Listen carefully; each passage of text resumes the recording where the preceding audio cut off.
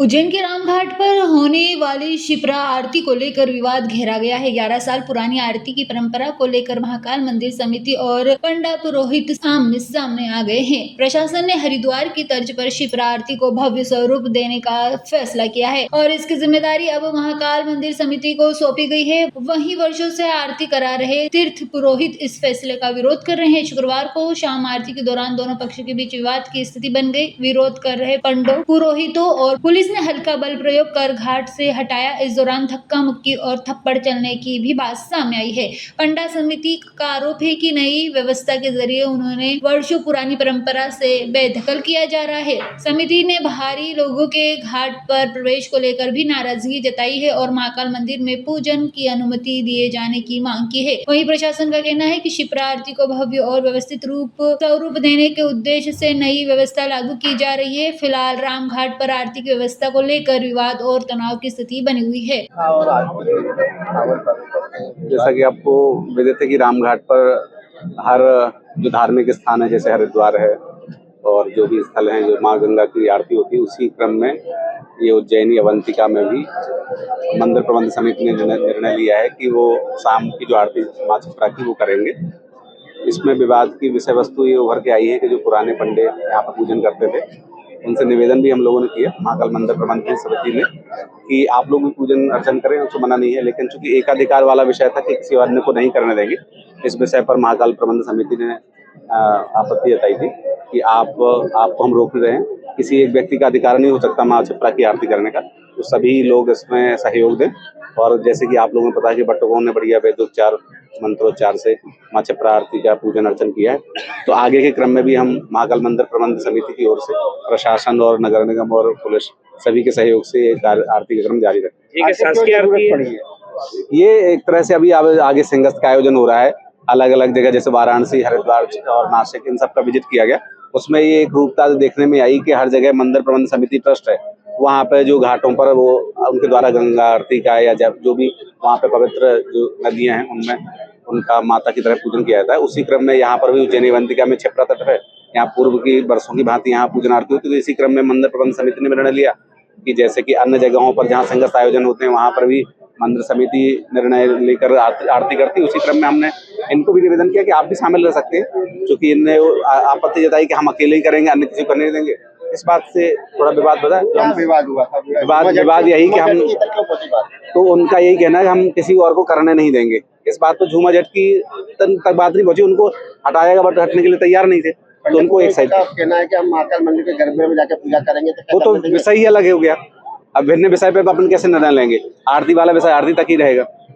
पूर्व में यहाँ पर शासकीय पूजा होती है, तो एक अलग स्थान अलग से बनाना है, वो तो अलग विषय है, शिप्रा आरती संबंध में नहीं है। धन्यवाद।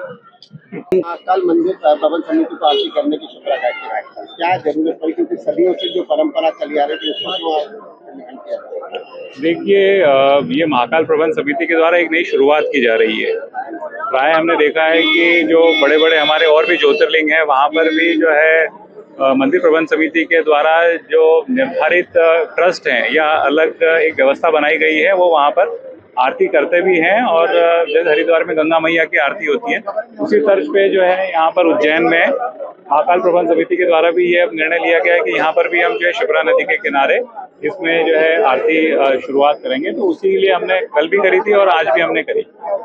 अब इसमें हो ये रहा है कि यहाँ पर जो है 3 से 4 जो है ऐसे जो है दल हैं जो कि समय समय पे वो आरती करते आ रहे हैं, तो उन्हें ऐसा लग रहा है कि हमें हटा दिया जाएगा। लेकिन देखिए, आज जैसे कि यहाँ पर एक आए, उन्होंने कहा कि आज हमने जो है वरिष्ठ अधिकारियों को ज्ञापन दिए, तो मैंने भी उनसे यही कहा कि आपने ज्ञापन दिया है तो उस पर निश्चित ही निर्णय होगा।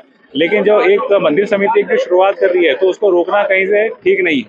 भाई, इसमें आप आए, ये तो धार्मिक आस्था का विषय है, सभी लोग आए और उसमें करें, इसमें किसी को रोकने जैसी बात नहीं। देखो, ये पुरोहित नदी के जो पंडित पुरोहित है, उनका कहना है कि हमें कहीं ना कहीं बेरोजगारी झेलना पड़ेगी।